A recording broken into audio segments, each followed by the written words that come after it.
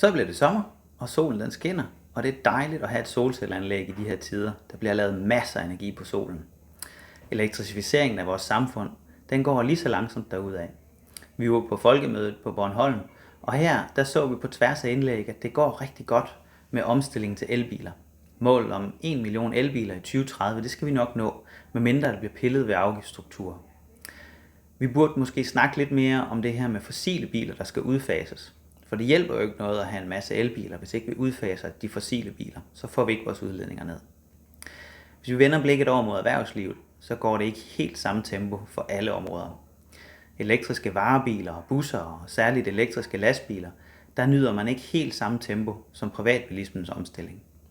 Vi møder erhvervslivet i vores rådgivning, og nervøsiteten ved at købe elektriske varebiler, den er stadigvæk stor. En håndværksmester siger måske til os, vil mine svende acceptere at køre på el? Den kan ikke trække så meget på krogen, og vi kan ikke lade vores folk sidde og spilde deres tid med at få den ladet op. Der er mange myter inden for det her, og selvom det er billigere at køre med en elvarebil, så er der mange, der ikke laver skiftet endnu. Man kan sige, at kunderne trækker måske ikke hårdt nok, og de udbud, som der bliver lavet fra offentlig side, der bliver det ikke specificeret som et hårdt krav. Busser på el, dem ser man efterhånden som del af bybilledet. Det er stadigvæk noget, jeg lægger mærke til, og de har ikke helt overtaget mængden af fossile busser i udbredelse. Frygten her er igen, at rækkevidde og ladetid det kan blive en udfordring. Og dem, der har de bekymringer, jamen de skulle måske snakke lidt med Movia. Fordi Movia de har i 2024 opnået, at 57% af deres busser nu kører på el eller brint. Det er virkelig flot. Så har vi lastbilerne. Her har vi måske lidt nogle udfordringer, der er lidt sværere. Men det er ikke umuligt. For at køre, hvis man kører under 200 km på en dag, så bør man undersøge det her nærmere. Frode Laursen, de havde modet i 2023 til at købe 11 lastbiler på el. Og de har allerede gode erfaringer med dem.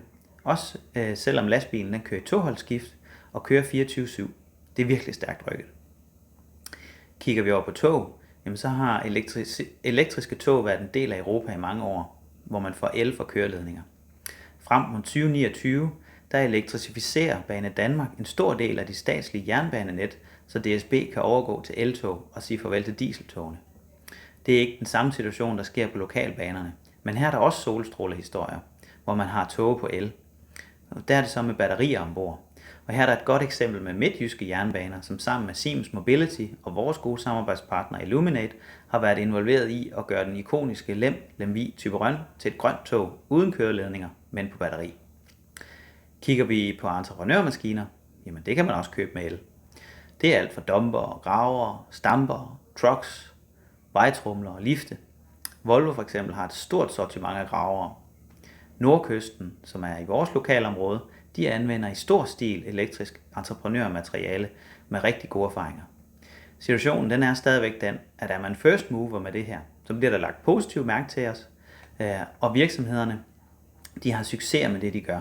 Så det er ikke sådan, at det er en hel masse problemer, som man ender i. Og det er jo ikke nogen dårlig position at være i.